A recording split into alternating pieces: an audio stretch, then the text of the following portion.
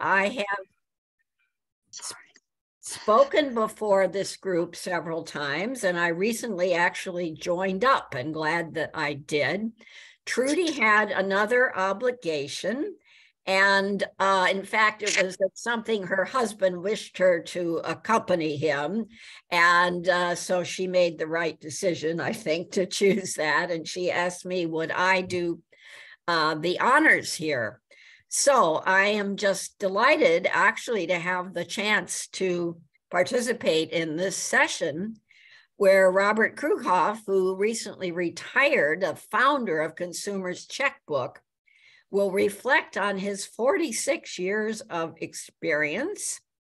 And I think if you've all read in the material that was sent around, he began it in frustration after taking his car to a garage multiple times for the same repair. He's actually lived on the Hill since 1969, and I learned before you all joined that he lives near Capitol Hill Day School, where my son went. And he had a law degree at University of Chicago, and he came here actually to work in what was then the U.S. Department of Health, Education, and Welfare.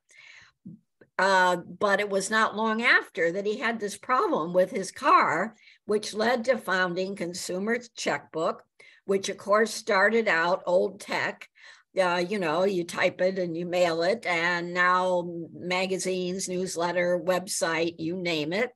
They're in a number of cities. They rate a number of areas, and he's going to tell us about his experiences. And I hope you will all take the opportunity to think of lots of questions. You have a chance for somebody who really knows what consumers are up against in various service areas, to get the inside story. You saw that the session's being recorded because they all get posted on the Capitol Hill Village video channel, and which is a very useful service.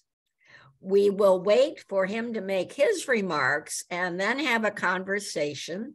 Put your questions in the chat, which is at the bottom, should be an icon at the bottom of your screen, or by raising your hand, not actually like this, but in the in another function where you should be able to raise your hand. I don't actually see recognize hand gestures there.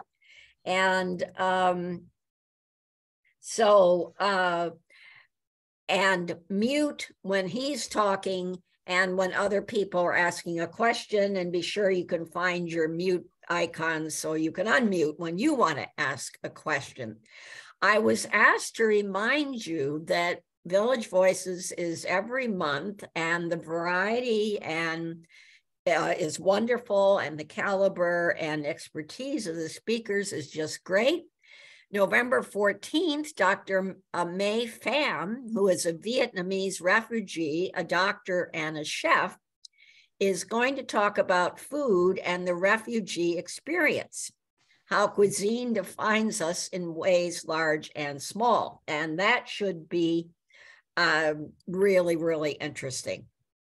And thank you, Mary, for letting us know where you find the raise hand function. Anyway, her talk will be November 14th at 7 p.m. But meanwhile, we're here to hear from Robert, and I am just thrilled to introduce him. And please take it away. And I should say he's actually in the Capitol Hill Village office with Mary. I think you may recognize the map in back of him if you've been there. Thank you. Go ahead. Should I go ahead? Okay. You're on. Okay, well, I will talk. I very much appreciate the chance to speak here. And I certainly appreciate the interest some of you folks have expressed in Consumers Checkbook and our advice on living happily and successfully as the years go by. For those of you who don't know, I started Checkbook as a nonprofit more than 45 years ago to give consumers ratings of the quality and cost of local providers of services. At that time, there was no entity evaluating the providers of many services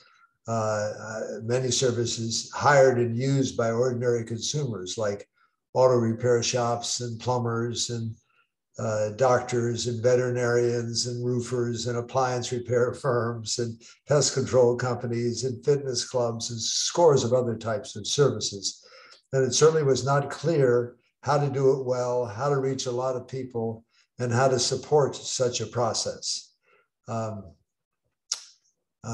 often explained how I came to start Checkbook, and that was mentioned a little earlier here. It was more than 45 years ago. I was driving away from a shop where I had taken my car for a repair. This was the third time I've taken it in for the same repair to the same shop. And within a mile, I knew it was still not fixed right. I said to myself, there needs to be a Consumer Reports for service providers, so consumers like me can find a good one for whatever they need. At that time, at the age of 29, I was director of the Office of Research and Evaluation Planning, which is an office that Connie, I think, is familiar with, and that was in the office of the Secretary of the Department of Health, Education, and Welfare, and I was the director of the office whose focus was research and evaluation planning. And HEW, in case some of you don't know what that was the predecessor of what are now the Federal Department of Health and Human Services and the Federal Department of Education. I spent a lot of my time, with the help of some really smart staff, figuring out how to evaluate service providers ranging from Head Start programs to neighborhood health centers. After kicking the idea around for a couple of years and discussing it with friends, including Jim Guest, a college friend who years later became president of Consumer Reports, I was able to set up a meeting with Consumer Reports staff. The folks at Consumer Reports liked the idea of helping consumers choose service providers. It was clear there was a need for that, but they couldn't see how such a program could be feasible because we would have to support the evaluations of different companies in each of many local areas rather than the evaluations of nationally distributed products done by Consumer Reports. Consumer Reports did eventually agree to give us a grant of up to $25,000 as a match for other funds if we could get grants from other sources. And we eventually got a small amount that we could use for such a match from the Caforts Foundation and also from the Rockefeller Family Fund. So that helped us get off the ground a little bit. There was not a lot of money involved there at all, but we figured out how to do it as efficiently as possible. We focused on publishing a magazine in the Washington, D.C. area because that's where I lived. And we got the first issue out in 1976. It would be about 20 years before online reporting would be an option at www.checkbook.org, in other words, online at a website. We called the magazine and website Checkbook, based on a suggestion of a friend, Alan Tassler, who still lives on the Hill and lived here then as well. The concept was that we would be producing a book and that it would check on service providers and give check marks to the better ones and save people from having to spend so much money writing checks. Most people actually knew at least what a check was at that time. Many people don't even know that now, I think.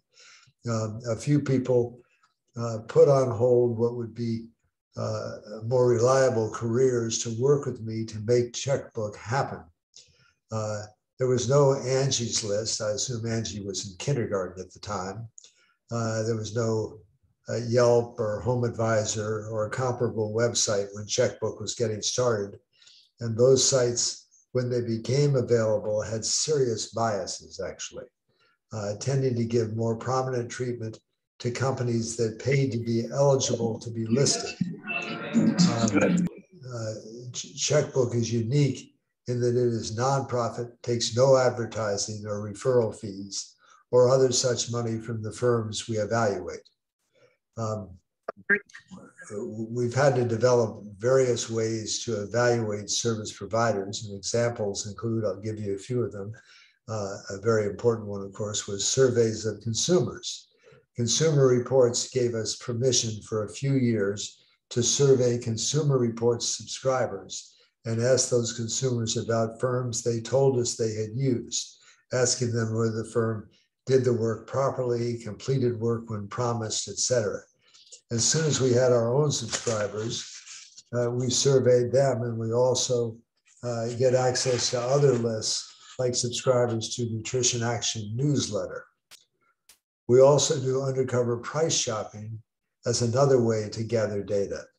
Our staff does such shopping and reports relative price scores for each service provider. For example, we compare auto repair shops by contacting each shop as if we are a possible customer, describing the problem, getting each shop to give us a price for the same repair work, calculating what % higher or lower the shop's price is than the average shop's price, and then averaging each shop's relative price percentage on various repairs to be able to report on the shop's average percentage above or below the average all job relative price for the various jobs we shopped. The relative price figure for each shop is very valuable to consumers since Checkbook finds big differences in relative prices and in most service categories, actually, and finds little or no correlation between these price figures and measures of quality.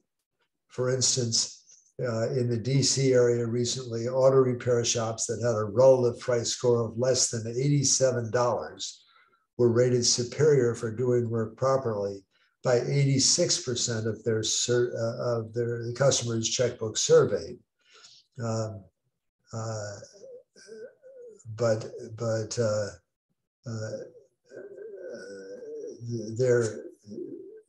Those shops, well, shops had a much, there were many shops that had a much higher price score, average price score, and they were rated superior for doing work properly, even though they were charging much more. Their ratings were so favorable by only 69% of their surveyed customers, substantially fewer than the shops with much higher prices. So you can pay less and get more. And that, of course, depends on whom to shop with and whom to buy from and whom to hire. We also checked complaint rates. We check complaint counts at consumer agencies and Better Business bureaus and collect info on companies' size. For example, the number of mechanics. So we can report a rate of complaints relative to volume, relative to size. And we also do direct measures of outcomes. We've published measures of death rates and complication rates of hospitals and surgeons based on analyses of Medicare claims data. In the case of surgeons, we had to sue the government to get the claims data and fight in other ways to get access to the data, including writing op-ed pieces in the Washington Post with former Secretary of HHS, Michael Levitt, who had been on the other side. He'd been on the government side when we'd sued to get the claims data we wanted. We also did an op-ed piece with former Secretary of various agencies, George Shultz. So we got people to back us because they could see that this was an important thing to do. Other measures we've tried, various measures over time. For example, for our ratings of nursing homes, we surveyed members of the clergy who regularly visited these homes. And for our ratings of hospital emergency departments, we experimented with surveys of members of ambulance squads. And for our ratings of auto insurance companies, we surveyed auto body shop owners about problems and getting the claims approved by the insurance companies. In addition to publishing ratings of service providers, we've always included in Checkbook advice on hundreds of different types of consumer decisions. A small sample of examples includes we advise consumers not to pay for air duct, and I could give you a whole long list here, but I just could give you a few. Advise them not to pay for air duct cleaning work. Companies that do such work often claim that it will improve your home's air quality, but there is little evidence that such work yields any substantial benefits. We advise consumers that if they have a wet basement, before calling a waterproofing contractor, you should try some simple solutions. Most basement moisture problems are resolved by cleaning out clogged gutters, extending gutter downspouts, or doing a bit of regrading work to improve drainage outside the house. Much less expensive than jackhammering your basement floor and installing interior drainage systems and sump pumps. Mike Nezovich and Eric Friedman, who years later became the head of the Montgomery County Office of Consumer Affairs, helped us set up a demonstration of these solutions when they were working for us as college interns. We also advise consumers not to shop for a new car by going to a dealership and negotiating with a salesperson. Select the make, model, and style of car you want and contact the sales managers of at least 5 dealerships. Explain that you are getting dealers to compete and ask each to quote how much above or below invoice they will sell that make, model, and style for. Our car bargain service provides such a competitive bidding service for thousands of car buyers and saves them an average of about $1,500 per car compared to the price they would pay buying through a service like the TrueCar shopping service offered by Consumer Reports, actually. Big savings. The list of our advice articles, of course, goes on and on. We've kept Checkbook afloat for more than 45 years, and we expanded in the San Francisco area in 1983 and 5 other areas in 2003. Puget Sound area, Twin Cities, Chicago area, Delaware Valley, and Boston area. Subscriber payments for subscriptions and donations have been critical to supporting us. I'm just going to just talk briefly on one other aspect, which is creating aging-friendly space. And I'd like to suggest how you and other consumers can improve your living space, particularly when you're going into senior years.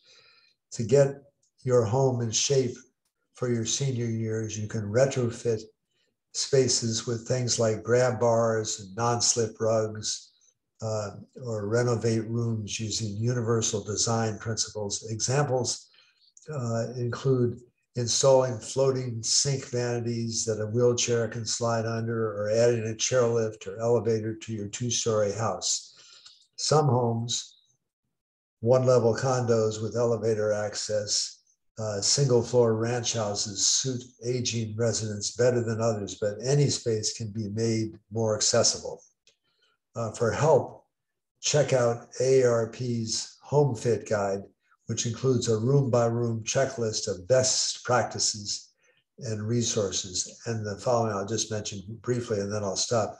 The following are some of the many things to consider. Be sure you have smooth and well-lit sidewalks. Try to be sure you have at least one doorway, at least 36 inches wide, to be accessible for a walker or wheelchair, and at some point that will be important.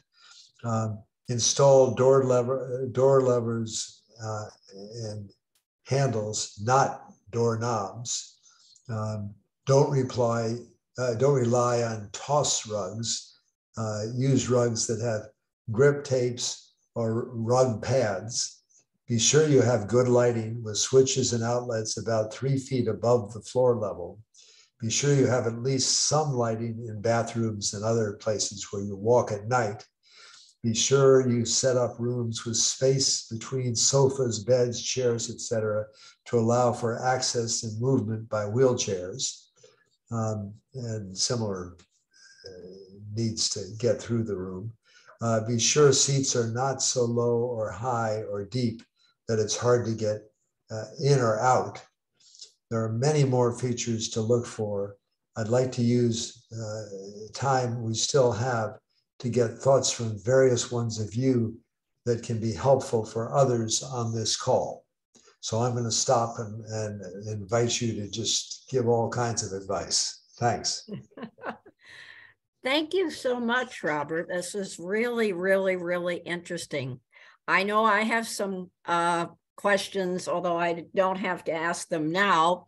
I see a raised hand already, but I did want to second your idea of door levers. We had those put in many of our doors, and there are a lot of doors in Capitol Hill homes, and it just made us feel younger overnight, you know, because you were no longer hurting when you turned the, you know, tried to turn the doorknob. Anyway, yeah. I see Shirley, is it, with a hand raised? You need to unmute yourself. Yes, thank you. Thank you. First of all, I think I speak for my husband and myself. Your service is invaluable. I cannot tell you, from pest control to electricians to auto, we rely on you. And I have to say that when we call providers now, they frequently say, how did you hear about us? And we say Washington Consumer Checkbook. And that makes them, that's interesting to them. So I think there is a symbiosis there. I have one suggestion, and that involves the review process and your request for input from the members. And personally, when I have a good service or a bad service, I'm prepared to respond right away. Your surveys come out online or in print, and they're rather intimidating. They involve everything from dog grooming to, trash removal. And it's difficult to go through all of that. I would make a suggestion that on your website, at least, just when you have, just as you have a review of a particular service, if a member wants to say, review this now, we go. So that if I have a good experience with with a car repair, or I have a bad experience with a contractor, when it's close to me, I can think about that rather than 3 or 6 months later when I get the semi-annual survey. That's just a suggestion. Well, I think it's a great suggestion. And of course, I hope that our subscribers are aware that they can go on our website anytime they want, and they can do it right after a good or bad experience and put a very full rating on. But if they're sort of wait to receive our questionnaire, then it just may not be very timely for them. I wasn't aware that we could immediately go on and rate a service. So thank you. I've learned something. Yes, more than one thing. I would suggest, Shirley, that you go on the website and see how easy it is to find that feature, and then give Robert some feedback on that. If it's easy, great. I see Marion with a raised hand. Yes. Well, first, Robert and Gail were neighbors of ours and fellow dog walkers, just as he was starting Checkbook. So we feel a special relationship to his success in developing and expanding Checkbook. And I want to second Shirley's comment. I didn't know either that I could go right on and rate a service. So I'll do that, because the little booklet it makes me feel guilty because I just never get through it. I did have a question. You were talking about age-friendly things. One of the things that a lot of us in the village have done is having our homes evaluated by occupational therapists and others, and we've had them retrofitted with grab bars or other safety devices in our bathrooms or our steps to accommodate aging in place. And one of the things that is very irritating to me is that the real estate people don't think these, even if they're attractive, they want them all taken out if you sell your house, because they think that, this isn't a good selling point, Mhm. as if young people never break a leg or trip or fall. So I wondered if you see or might consider any role that Checkbook might have in educating or evaluating realtors on this point, and maybe playing a role in making the market a little more conducive to seniors who do sell their homes and who have these features. I mean, if they're really ugly, yes, you want to get them out of there, but a lot of these things have improved to the point where they're not unattractive. Yeah, good point. That is a good point. I would think everybody would want grab bars in their bathrooms, at a minimum. Not your realtor, I can tell not you. Realtors. Okay. Well, realtors, and they look perfectly functional and they fit right in, and so on, so on and so on. I was interested in how you managed to expand to other areas. Was there, it must have taken, did somebody who was like visiting in Washington and saw the Washington one say, oh, we got to have this in Boston? Or how did that work? And are there areas that you are more, shall we say, popular or have more market penetration than in others? Well, there definitely are. And of course, we're only in 7 areas total. Yes. And so we just have had to make decisions as to which ones we would, send out direct mail solicitations to get people to subscribe and go out to those places and appear on TV shows and stuff and talk about what we do. It's a difficult thing to expand in other places, and we still have a higher penetration in the Washington area than any other area. But there's some like the Puget Sound area, Seattle, Tacoma. We have quite good penetration. Boston area has been quite frustrating for us, and we've heard, well, no, I have that done by Robbie, and he does it, and he did it for my father too, and my grandfather. Okay. And so it's kind of hard to crack into that. The Boston area is the hardest area for us to penetrate, but yeah. Okay, I'll have to talk to my sister who lives please in do, yes, Massachusetts, and is really into things like this. She has one of these big 3-story Queen Anne houses in Brookline, and she's also active in their environmental things in Brookline, and what kinds of things should be required, to be built into new I would love it if you'd talk to her about that. Okay, well, seriously. And I also, if everybody sees in the chat, Judy's note that as a member of the village, you will soon have the opportunity to get a free subscription to Consumers Checkbook in exchange for 1 review a year. That seems like a really good deal. Judy, was there something else you wanted to say? I did. I was just thinking in response to your comment, Car Talk did something like a consumer checkbook kind of, thing on car repair specifically. And it was national. And I sort of wonder if there might be an opportunity there to partner, if there, with consumer checkbook, if there's an interest.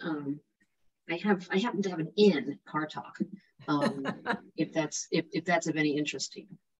Well, thank you for the suggestion. We should look into that. I mean, somebody on my staff may have looked into it extensively. I just, I don't know. Yeah. I think it was mostly, it was all consumer reviews, like from one car owner to another. Yeah. Oh, yeah. Yeah. Do you have a way of telling what are the areas that people, you cover a bunch of service areas, whether it's cars or medical, et cetera.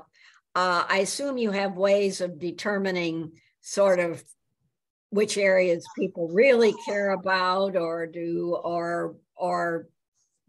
what kind of input also do you need, like to expand to a different, to an additional area? well, we certainly try to pay close attention to that. And obviously, we're getting a lot of feedback from subscribers in each of the areas we're in now. And you can see which things they're most interested in.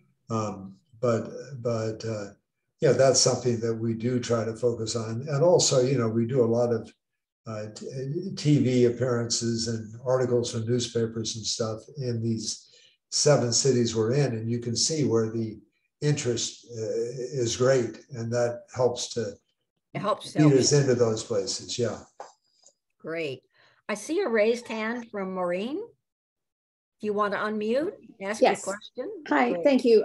For us too, the checkbook has been a lifesaver, so thank you for that.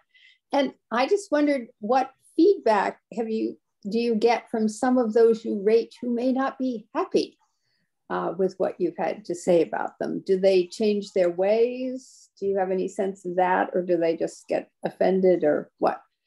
I think it's some of each of those things. And some actually do change what they do, and they really learn from our evaluations. Some of them just get angry about it, and it doesn't occur to them they actually could solve the problem. So yeah, it's a little of everything, and that's the way commercial markets are in all fields, I guess. Thank you. I'm also fascinated with the medical work that you've done, partly because in some of my own work on federal statistics, getting access to things like Medicare data and so on for quality evaluation is an issue. And I have read that you've had actual contracts with Medicare or nonprofit medical care operations, and you've had and you've covered a whole bunch of areas, and you had difficulties getting, for instance, surgeons, I guess, don't want to be rated. And so I'd just be interested in any stories you want to share about how you got into that, and what the experience has been. Well, you're right. I mean, various types of service providers get angry about their ratings sometimes if they are bad ratings. But it really hasn't slowed us down much. I mean, we knew this might happen, and so we go ahead and we want to be as careful as we can. And once we're being as careful as we can, we've actually never lost a lawsuit, although we've been threatened quite a lot. And one of the wonderful things we have is that there are a couple of law firms that provide pro bono legal help for us. And this is help that if we weren't getting it pro bono, it would make us broke very quickly. But some really good law firms like Williams and Conley and Covington and Burley, and some of these are very important big law firms, and they've given us wonderful service. Well, that's great. And I see here that, of course, you do risk-adjusted death, the rates of deaths and complications and so on, which, of course, is really, really important. And I remember this was quite a while ago, but when Medicare itself the agency first tried to put out ratings, and they were going to get tied to funding. And I think they had some issues with their models for doing that, and they had to go back to drawing board. But I think they then resurfaced because, there will be medical care providers who are dealing with the sickest or the most, again, the sickest patients, and one has to adjust for that. So anyway, the fact that you have this pro bono legal service, and that nobody's ever either gone through with a suit or a successful one, it really speaks extremely highly. I see Dorothy with a raised hand. I have a comment and a question. Sure. my comment is, as a 35-year Hill resident, I am struck by the absence of a market or adequate supply or vendors in certain areas. Landscape gardening is one. Handyman is another. A decent drugstore, not counting grubs. I mean, that's a comment, but you may have some thoughts on it. I don't know whether there's anything you can do to address areas where the market doesn't seem to be supplying the demand. And the other, my question is, I was very interested in your comment that in certain areas you see little correlation between price and quality. And since you're an alum of the University of Chicago, maybe you have some thoughts on why the market isn't working there as well. Well, I think it's very important that people have information telling them what the quality of the performance is of different firms. And that's part of what Checkbook is all about, is to help people actually know who's good and who's bad.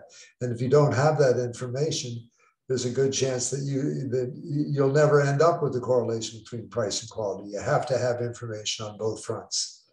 And of course the information is never perfect, but we've always been very gratified by the response that people have made when they have seen what our ratings are and they've compared them to what their experience is.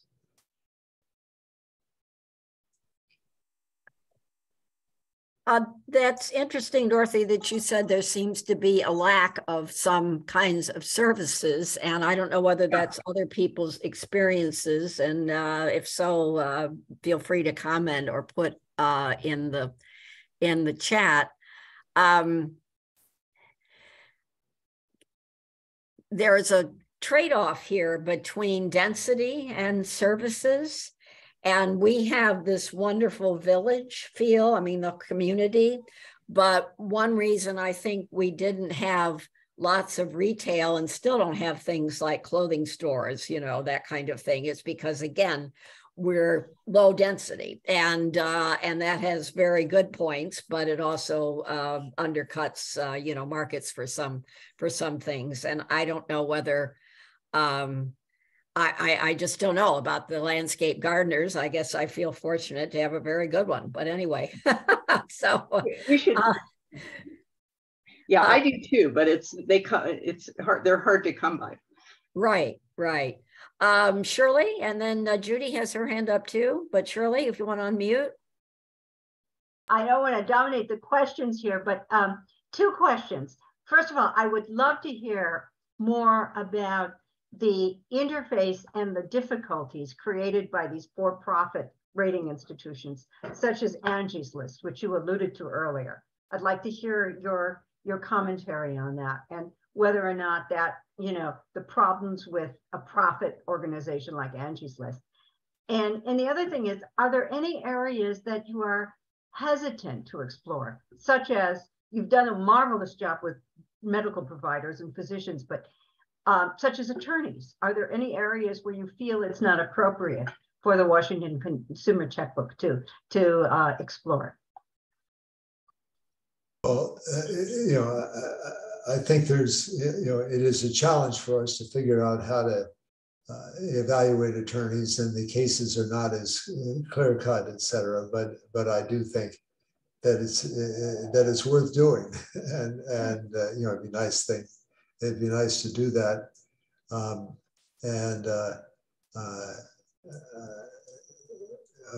Now I'm forgetting what the other question you asked me was. Angie's List. Another question. Angie's List. Well, for profit, the expansion of these. Yeah. Well, I think it's really unfortunate that many consumers don't actually realize what kind of biases those organizations have, that they really are getting paid for advertising, by Angie's List. They're getting paid to be reported on by Angie's List or by Yelp, et cetera. And many consumers don't realize that. And so we do have to keep putting that message out, because it really is a big difference between us and those other outfits.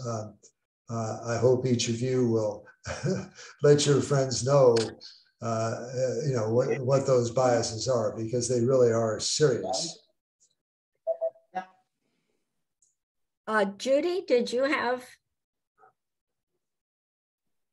a question or a comment?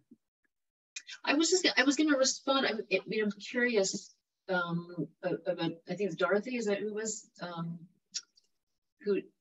Dorothy talking about the lack of, certain positions. Yes. And I wondered how, over the last, 50 years or so, has gentrification had an impact on that? I wonder, I think about, is it because some of these, like, something like a handyman, it'd be pretty hard to live on Capitol Hill and support yourself as a handyman potentially. I don't know if that has anything to do with it, and if you find that that's true in other places, if there are services like that, where it's hard to sustain certain professions or certain. Yeah. Yeah, I mean, high-end contractors, no problem. There's a lot of that, but handyman, very hard to find them.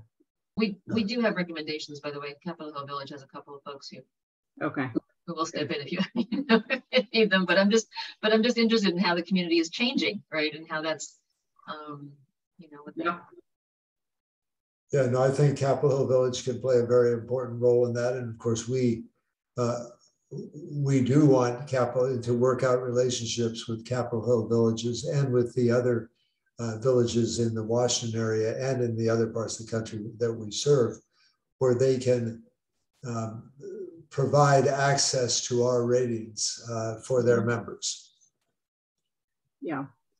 Judy, I think another example is the recent closure of Mott's Market and the South Korea on East Capitol Street. I mean, it's, the property has become too valuable for those little corner markets. Yeah. Well, and also there are more things like Trader Joe's, and so on. And so right. I'm not sure. I do believe a community group bought Mott's Markets. Yes, they did. So that will be very interesting to see how that evolves. I do note that Judy put a statement in the chat that says that Capitol Village gets requests for physician recommendations and has stayed away. And so people should feel free, members, to give her thoughts about whether they should get into that or are they right to stay away.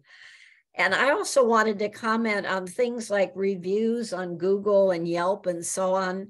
You go anywhere for things and you'll get a follow-up, email or a text that said, would you please rate us? And most of us tend, at least I do, I'll feel a little guilty, if I don't, and yet I don't really want to necessarily always take the time. So it's, but then if there's such a site is encouraging ratings, but then turns around and gives higher placement when people are searching to people who are paying, for that, then that just seems like taking advantage of the consumer both ways. Yeah, I agree. So, I think maybe Norman Metzger has a question. I'm not sure. Yeah, I do. He keeps going down. I don't know why. Well, Robert, what do you think of Wirecutter, which is the Times technology review site? I've used it a lot, and it's very, very good. It's very helpful. They explain how to do their research, how they come to their conclusions, and I just think it's a very good site, just like yours. I didn't pick up. What is it you're asking me about? With the Wirecutter, which is New York Times technology review site. Wirecutter. Yeah. I can't really give you a good reading on that. I don't think we don't have enough data that I know about, in terms of that. Good enough. But they're also in, I agree, it's a very useful site, but they're more, aren't they not, in the consumer report space of, you know, they're rating like a product, you know, what's the best little vacuum cleaner or the best this or that, as opposed to rating local service providers. So I think they're doing somewhat different things. Yeah, I think that's right. So yes, my sister again in Brookline swears by Wirecutter, and but again, it's a different thing. It's than what Consumers Checkbook is about. Well, to give you an example, Wirecutter, I think, has had some excellent articles, again, well researched, well documented, on over-the-counter hearing aids, which is now becoming available, I think, this month actually. And the articles that's very great. Good, very well written, and again, very well documented. Yeah, no, that's great. Yeah. So they're complementary services, I think, Wirecutter and Consumers Checkbook. So rather than competitive. Right. Other questions that anybody has? Again, I just want to say this is obviously a great service. You have a lot of fans here. You had Gail Kaufman, whom actually I remember when her kids were at Capitol Day School, when my son was, and said that your daughter overlapped with hers at River Park, and she wanted to thank you. And so this is absolutely great. And we do have a question from Marion Connolly. Marion, okay, Marion. Yes, just a quickie. I wondered what retirement brings and whether you'll keep your finger in the business or if you're really going to walk away from this wonderful thing you've created. Well, one of the reasons I stayed as long as I did was that I really love my staff. They're very good, very smart. I mean, you know, a lot of them are, and I think they will. I don't think they're losing anything at all by having me retire. I think they're really good. He's still on the board. You're still on the board, right? So I'm still on the board, yeah. I'm sure they call on you. I'm sure they call on you. Maureen, I see your hand. Yes, sorry for another question, but sure, no problem. There is a proliferation of people wanting to be rated, your doctor, your dentist, etc., which is, I find, sort of exhausting. And I'm wondering if, like pollsters, you're having more problems getting people to reply and give you the ratings that you need that are what make it valuable. Well, getting people to reply is a big deal and always has been. I mean, yeah, we try to write the most persuasive communication to them and tell them how important it is. And then, of course, we want to see how valuable it is when we have thorough and relevant ratings. And you know, but it's a problem, you know, getting enough good data. And we do everything we can to communicate that and try to get, you know, I hope that some people who are on this call will mention to friends, hey,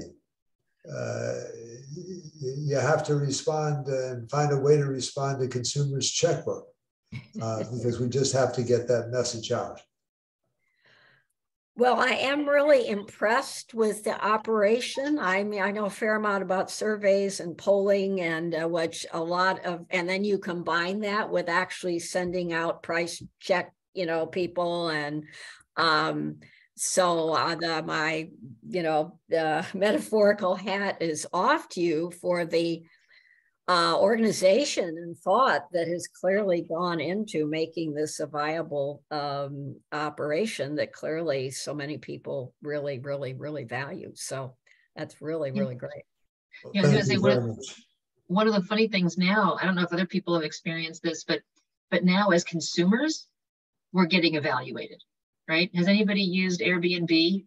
You know, and you rate the property and the property rates you, you know. And the Uber. same getting into a Lyft, Uber, you know, as consumers were now being evaluated. And it kind of, I mean, personally, I think there's a little bit of kind of grade inflation going on, you know, like we want to say something nice about somebody so that they'll say something nice about us. I wonder how that's affecting, you know, if you're seeing any of that in your, or is it still true that, or that people, you know, when they have a rant to make, right, that you sort of have this overwhelmingly negative stuff because people want to take that and go someplace with it.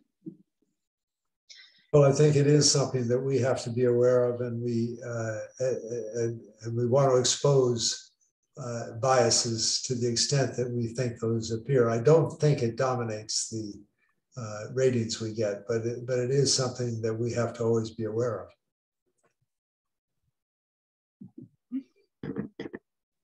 I personally hate it. Like when I remember getting into a Lyft and feeling like, you know, sometimes I would just hail a cab because I wanted to take a ride without somebody rating me, you know, like I just. Yeah. Yeah. Did you ever get your car fixed? Ever do what? Did you ever get your car fixed? You know, get my car fixed. Yeah. The first one. Yes, I did. I did get it fixed, but I wouldn't say it was a particularly satisfying experience. You know, I did have to go to another place and be lucky also, I think. You know, and that happens. Can I share a sort of funny consumer story about car repair? Sure. California has one of the more robust sort of consumer protections for around car dealer, you know, car repair. And I don't know how that, maybe, Robert, maybe you have some idea about how that came in, but they actually have this statewide thing that you can call and complain specifically about car repair. And I, for a while, I drove a Saab, which is a car that like not a lot of not a lot of places would be able to help with. I was living in California. And I took it someplace for like a light was broken or something like that. And when I came back, the car had been driven about 250 miles.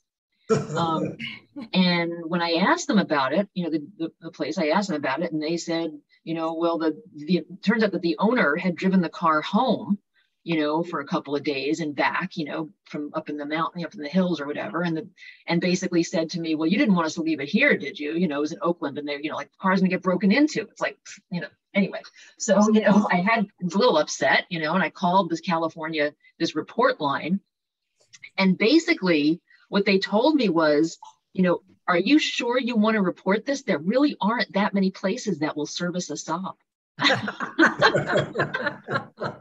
Well, I have a similar one. My late husband was the car guy in our family. I mean, I view cars as something that gets you to, you know, where you need to go.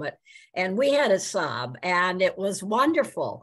But he then said, well, Connie, you know, though, every time you take it in and open the hood, it's $500, no matter what, you know, and this was quite a while ago. So we dispensed with it, but we did enjoy it for several years.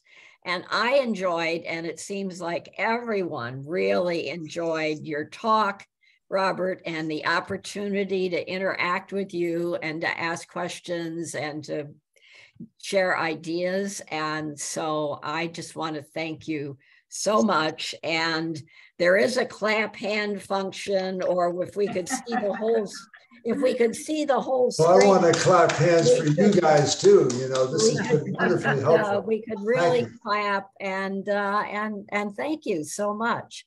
Thanks. Mary, I see. Oh, you're clapping. You've got the clapping icon up. Okay. We can also all go off mute and just say our goodbyes and thanks correct. Out loud too. Thank you. Yes, thank you. Thank you for having me. This has been wonderful. Great. Very helpful. No, it was just really great. Thank you. Thank you very much. Bye-bye. Bye. Thank you.